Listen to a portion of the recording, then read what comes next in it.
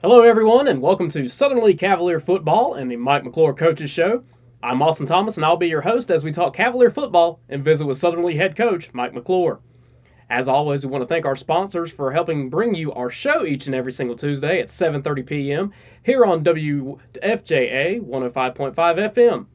Wilkinson Chevrolet, Domino's, Farm Bureau of Tramway, Sheriff Brian Estes, Dairy Bar and Flame Restaurants, and Jones Printing Company.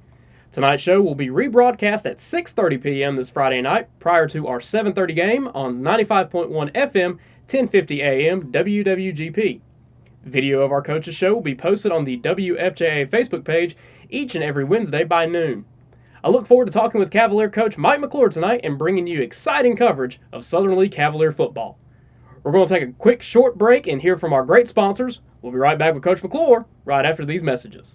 WFJA would like to thank the following advertisers for bringing you the Lee County Coaches Show: Jones Printing Company, Domino's, WilkinsonCars.com, Sheriff Brian Estes, Farm Bureau of Tramway, the Dairy Bar and Flame Restaurants, Fix-It Plumbing, and Brick Capital Video. And we welcome you back to WFJA Sports 105.5 FM.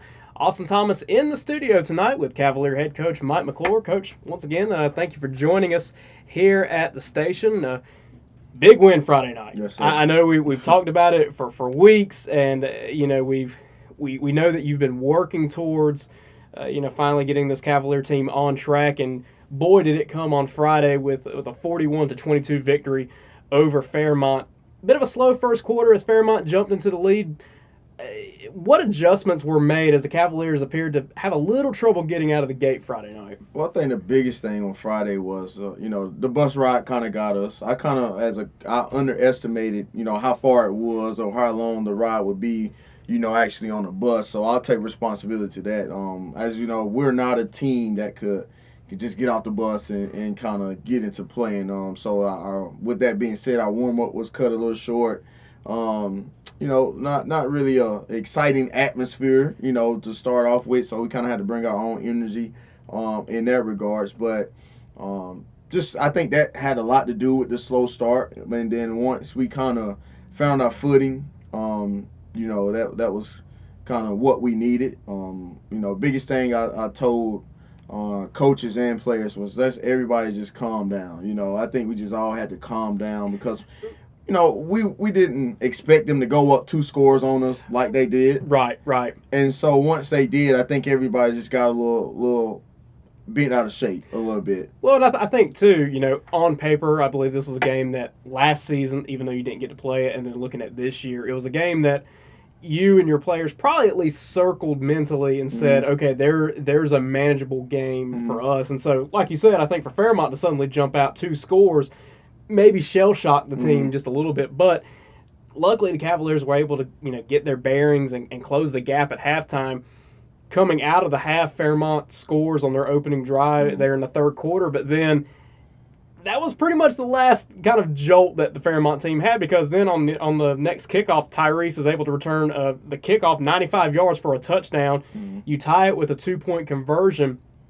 At that point, you could see the attitude on the atmosphere on your own sideline change. What are you saying to your guys at that point once you've come back from that deficit and tied it up? I'm just telling them, we're where we need to be at that point. So now we got to take advantage of it. Now we just got to keep the pressure on them. We just got to keep applying pressure, and any opportunity that we get, we just got to take it and run with it.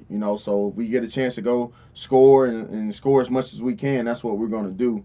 And that's what I'm trying to teach those guys is, and I think that's something that hurt us in week 2 and week 3 is we didn't keep applying the pressure. We got relaxed because we were up in both of those games going into halftime, and we just kind of got relaxed. So those lessons from 2 and 3 came into play for us on Friday night at just not relaxing and just keep applying pressure, and we done that. But like you said, I think that return is really what kick-started it, and it was just all momentum from there.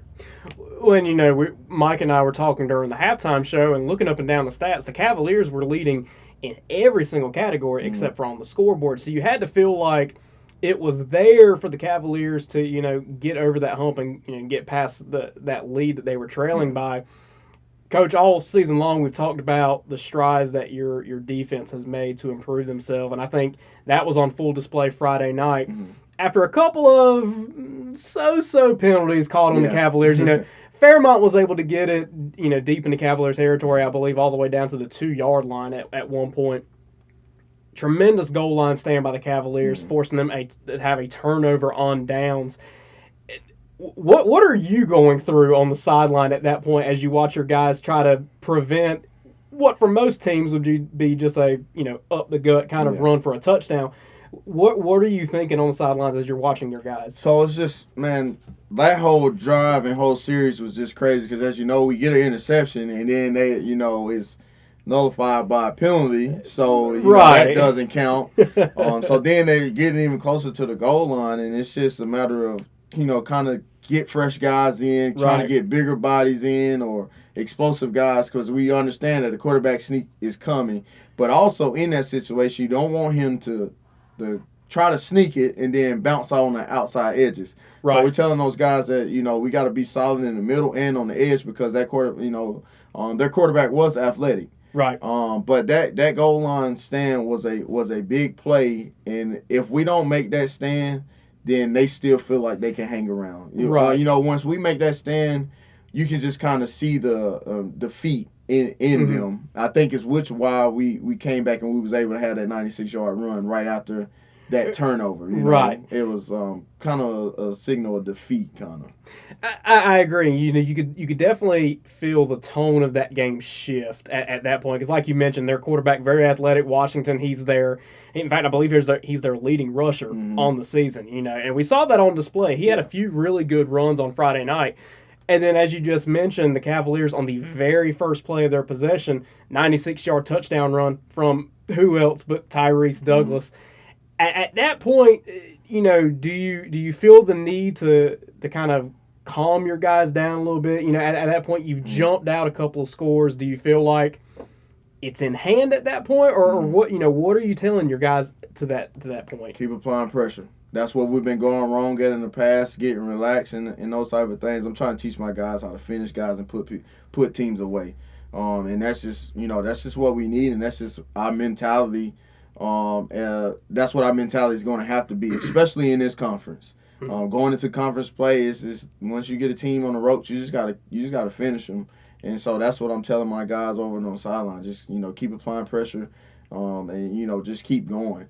I told the defense on Monday, I say, that was probably our worst game defensively, honestly. Right. From a defensive coach perspective, they done some things well against us. Right. That we, they came out in something that we didn't even expect them to come out in, and we had to make those adjustments. But overall, we were still able to be successful. So I kind of told them, like, look, guys, if we, put some things together and start doing the small things that we know we're capable of, we got a chance to be really good defensively. Well, Coach, when it's all said and done, the Cavaliers come out with a 19-point victory. You get the water cooler bath at the end of the game. I think you and I were talking before we went on air that bus ride home was just great for everybody. What does a win like that, after what has been noted as some struggles the past couple of seasons and really kind of more or less a building period in the history of the Cavaliers, what does a win like that mean for your team to dominate just about from start to finish in the stat book? Well, it's big, man. And part of teaching them how to win, I felt like we've had to kind of go back and retrain their minds and retrain them and teach them how to win. And I think Friday was the turning point for us with that. Our confidence was built up in week 2, and then even more confident in week 3, and then to finish it off in week 4 with a win as we head into conference. It's good timing. I would say it's right on time. I believe everything happens for a reason, so I believe that we're able to now turn a corner, and our guys are now starting to feel confident, and now that they're starting to after this win. So I think it was important right now, right before we head into first conference game on Friday. On Friday night, the Cavaliers scored on 6 consecutive possessions. We're talking about an offense that through the first couple of weeks had its struggles. Real quick, tell us about, how you've gotten to this point where you're just finding so much more better consistency on the offensive side of the ball. I think it's just repetition at practice. Telling guys what we need out of them, and they going out and executing and pursuing, and then part of it too is how we're getting in shape. By us not having a lot of depth, not us not having 2 or 3 guys on the depth, or far down on the depth chart. Now, those guys who's starting and playing both ways just started getting in shape now. So now when it's time to go to offensively, they're moving more effectively and efficiently, and we're able to, get the ball down the field. And plus, too, we just getting guys who can make plays the ball. Guys are just making things happen in space, which what we need them to do, which is how our offense is designed. And it's certainly starting to show that way with your high-scoring affair this past Friday night, putting 41 points on the board. We'll take a quick look at the Week 4 scoreboard. Happened just this past Friday night. Lee County with a 48-0 victory over Mecklenburg County in Virginia. The Yellow Jackets making the trip up to the state just north of us. Scotland County with an impressive victory over Jack Britt, 28-27. Real close one there. Pinecrest hosted Grimsley and fell 32-7. Grimsley, of course, perennial powerhouse out of the Greensboro area. 71st with a good victory over Hoke County, 35-15. St. Paul's took down Union Pines in Moore County by a score of 42-13. And Richmond County pulls away with their first victory of the year on this past Friday night, 28-19 over Southview. Looking ahead at the Week 5 scoreboard, Lee County will travel to Union Pines to open up conference play. Southern Lee, of course, hosting Richmond, what we'll talk about in our next segment. Scotland County travels to Hoke, and Pinecrest has a bye week. We're going to go ahead and step aside for a quick commercial break to hear from some of our sponsors. This is the Coach Mike McClure Show here on WFJA. WFJA would like to thank the following advertisers for bringing you the Lee County Coaches Show: Jones Printing Company, Domino's, WilkinsonCars.com, Sheriff Brian Estes, Farm Bureau of Tramway, the Dairy Bar and Flame Restaurants, Fix-It Plumbing, and Brick Capital Video. And we welcome you back to the Coach Mike McClure Show here on WFJA Sports. Austin Thomas in studio with the head coach of the Cavaliers, Coach Mike McClure. As always, here in our second segment each and every single week, we're going to hand out some hardware to some guys who deserve it for their performances this past Friday against Fairmont. We'll switch it up a little bit this week. Normally we go with Offensive Player of the Game, but tonight we're going to start with the Norman Financial Group and Bubba Subs and Pizza Defensive Player of the Game, which Mike and I selected after last night's performance. We gave that to Reggie Butler, the junior.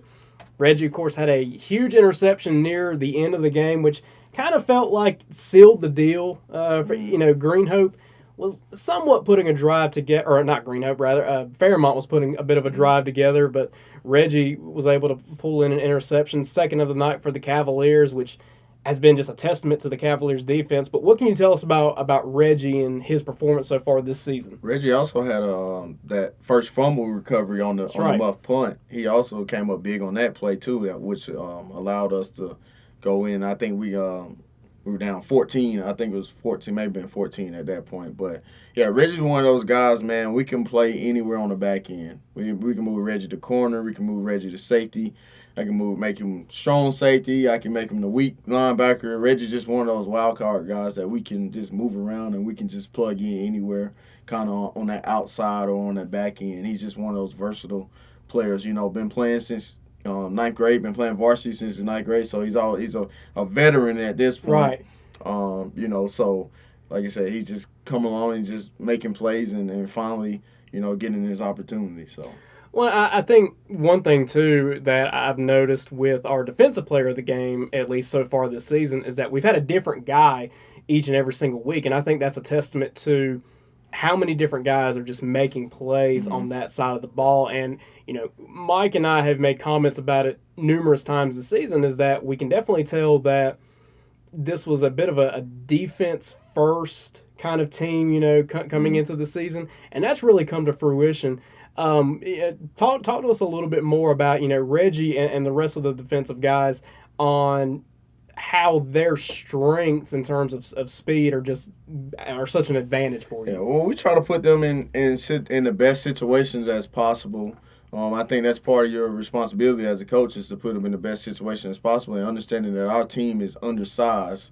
Anybody could look at that and look in and see that we're an undersized team, but we that's when we have to go play to their strengths. So we have to put them in situations to where they can beat people with their speed and athleticism, and so that's why that's how our defense is set up to be now. Just and just get them to play physical. Even though we're small and undersized, that doesn't stop us from being physical and getting turnovers and working turnovers. And that's something, like I said, every week I preach it. I'm telling you about turnovers because I'm big on turnovers and defensively. And it's kind of like once they get one, they just want more. They just want more turnovers, more. And so that's a good thing for us, to have defensively. And that's why. They've had success this year because we've already had more turnovers this year than we had last year. Wow. Yeah. Well, I know you and I were saying earlier, you've forced turnovers in every single game so far this season. Yeah. That's incredible that you've already surpassed last year. So now we'll move on to our Norman Financial Group at Bubba Subs and Pizza offensive player of the game, who coincidentally is also the Wilkinson Chevrolet Coach Mike McClure player of the game for Friday night. So, Coach, why don't you do the honors and tell us who we have? Well, offensively, and the player of the game is going to be Tyrese Douglas. Tyrese, he kind of did it all for us on Friday. He had a kick return. Well, I think it was like 99 yards. Kick return for a touchdown. He had 3 rushing touchdowns, the longest being 95, 96 yards. Came in on defense, had, I believe, 3 tackles on defense. So he's just a guy who was all over the field for us, and so we felt he was deserving of the player of the game just for his efforts alone with 4 touchdowns and contributing on special teams and defense. Over 120 yards rushing on the ground, Coach.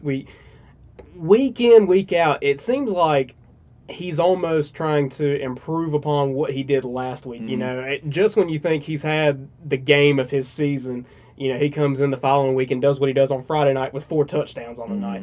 What does that say about a kid like Tyrese, from an attitude standpoint of having that kind of drive? Just want to get better, want to see the team succeed. So just doing his part on trying to make sure that we are successful as a team. And like I said, just give credit to the guys on the outside and the guys up front that's blocking for him, and to the special team unit that was able to make their key blocks for him to spring on the kick return. But I think, just him is just coming in and he's wanting to be good. He's wanting to make everybody around him good, and push everybody around him. And so that with that type of mentality, that's what we need running through our offense and running through our team. It's just everybody making the guy beside him better.